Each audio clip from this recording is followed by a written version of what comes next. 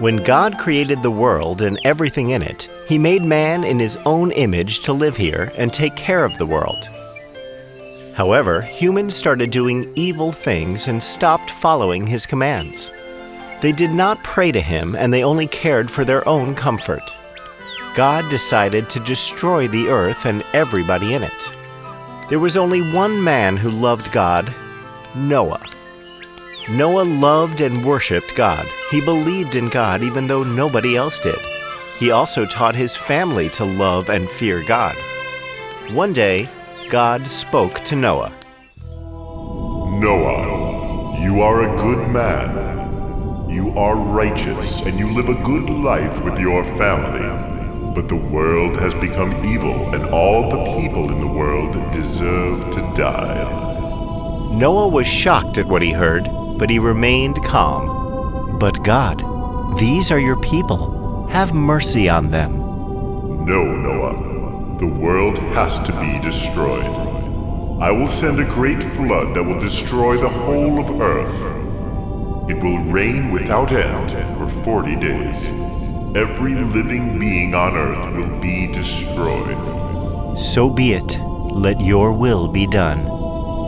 Fear not, Noah. I have come to warn you because you have been a good man. You and your family will survive the flood. You are merciful, my God.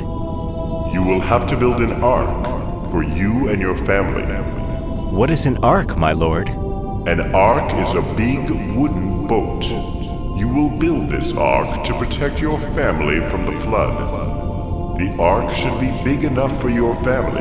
You will also be taking many animals along with you so that they can survive too. But God, I have no knowledge about building arks. How will I do this? Do not worry. I will give you all the instructions you need. Just follow them, and you will be able to build it without any problem. Okay, my Lord. I will follow your instructions and do as you say. You must also talk to the people around you and try to convince them to mend their ways. Tell them to turn to me, pray to me, and fear me. Tell them to be kind and do good things. Tell them to stop being selfish and live a good life. I will do as you say, my Lord. And as God instructed, Noah started to cut down trees. He made big planks out of the wood to build his ark. People started noticing what Noah was doing. They gathered around him as he shaped his planks and piled them up. They were curious. Noah, what are you doing? Hello, friend. I am building an ark. What is an ark? It is a big boat, my friend. It will protect me and my family from the flood. What flood? My dear friend, God, our Creator, spoke to me. He said that He is angry with the people, and He is going to destroy all living beings with a flood. My dear Noah, we don't understand. Where is this flood coming from? God will send heavy rains. It will rain non-stop for 40 days, and a flood will come and wipe out everything. You can stop this. God is angry with your ways. You only have to turn to Him and mend your ways. Pray to Him. Ask Him for forgiveness, and you will be saved. You can come with me on my ark. You will be saved from the flood. Noah, have you gone mad? You do not make any sense. Why are you doing all this? Stop building this nonsense ark and look after your family. Sorry, my friend, this is my work. God has asked me to do this. I have to obey Him. I will build this ark as He has told me. The villagers laughed loudly and returned to their homes. By now, Noah had gathered all the food grains, the seeds, and the animals. He stored the food grains in the ark. God then made the animals arrive in pairs. Every animal and bird on the earth waited in line patiently to enter the ark. There were lions, tigers, elephants, snakes, parrots, zebras, everyone. 2 by 2, they entered the ark. Then Noah called to the villagers and once again invited them to enter his ark. The people still refused to believe in him. They could not understand why he was collecting animals and placing them in the ark. They continued to sin against God and they refused to enter. You said it would rain for 40 days, Noah. I don't even see a drip of rain anywhere. Do you still think that you're making any sense? Do you really think that this God is going to save you? You have been making a fool of yourself and trying to make us all fools as well. I believe in my Lord. He will never abandon me. He has always guided me to do what is right. I am still inviting you to join me in the ark. You will be saved. We are not coming into your stupid ark. You can do as you please. Just leave us alone now. Once Noah had completed filling up his ark with the animals, God told Noah to assemble his family and bring them into the ark. Once they had entered the ark, the door was closed and the ark was sealed shut. As soon as the ark was sealed, the first drops of rain began to fall on earth. The villagers were amazed, as there had not been any rains for a very long time. Soon it was raining heavily, and big thunderclouds gathered all around the village. It continued to rain for days, and soon the water was flooding the village. The ark then began to float over the water. People in the village were running for shelter as their homes had been swept away by the flood. Meanwhile, Noah, his family, and the animals he had brought with him were safe and warm in the ark. It rained heavily for 40 days, and in the end there was nothing but water all around. All living beings were drowned, and even the highest mountains were covered by the flood. Noah looked out of the window of his ark and could see nothing but water all around. After 40 days and 40 nights of rain, it stopped raining. The water level slowly started coming down. The ark continued to sail with Noah's family and the animals. They kept sailing in search of dry land. After many days, Noah sent a dove out in search of dry land. The dove returned as it could not find any place to make a nest. The water still covered every patch of dry land. Noah waited for 1 week and then sent the dove out again. This time, the dove returned with an olive branch. This meant that the water levels had come down. Noah waited for 1 more week, and this time, when he sent the dove out, it did not return. This was a sign that the water had come down and there was dry land. Soon, the ark came to a stop on top of a dry mountain. Then God spoke to Noah.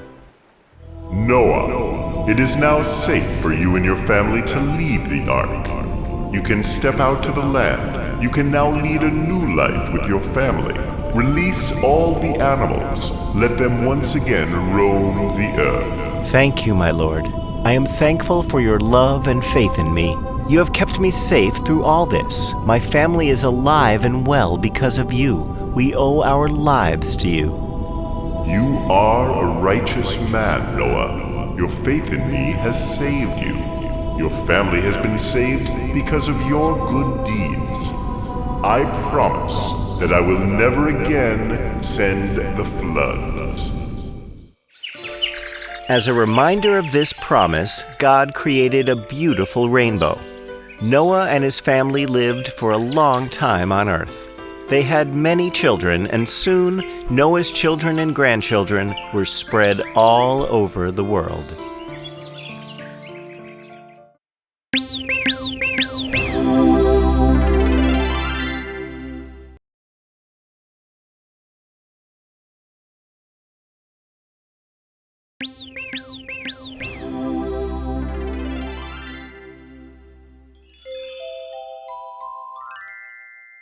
Abraham and Sarah were getting old, but they did not have any children. They prayed hard to God to grant them a child, and finally God heard their prayers. You are a good man, Abraham, and I know you love me. Don't worry. You will have a child, and many descendants as well.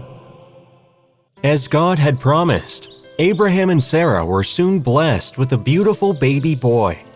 Both of them were overjoyed and named the baby Isaac.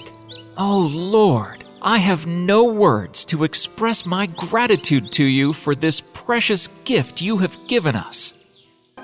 Abraham and his wife Sarah watched with pride and joy as their son grew up into an obedient and loving son. Abraham taught his son to love and worship the Lord just as he did.